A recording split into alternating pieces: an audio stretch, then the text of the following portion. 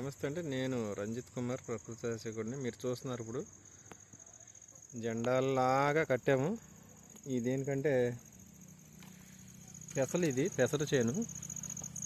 చిలకల నుంచి తప్పించుకోవడానికి కొంతవరకు కంట్రోల్ అవుతాయేమనే ఆశపడి కట్టాను. ఇది గాలికి ఎగురుతుంటే చిలకలు వాలవేమన్న ఉద్దేశంతో చూద్దాం ఎలా ఉంటుందో. ఇంకా కట్టాలి. ఒక 3 లైన్లు కట్టడం జరిగింది.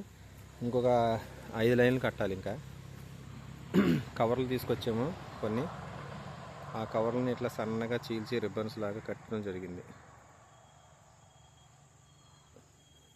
వేసిన పంటని రక్షించుకోవడం కోసం రైతులు పడే తాపత్రయం, రైతులు పడే శ్రమ.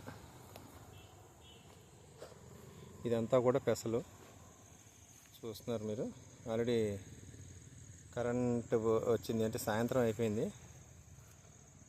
కాయలు కనపడవు చీకట్లో, పువ్వులు మాత్రం ఉన్నాయి ప్రస్తుతానికి.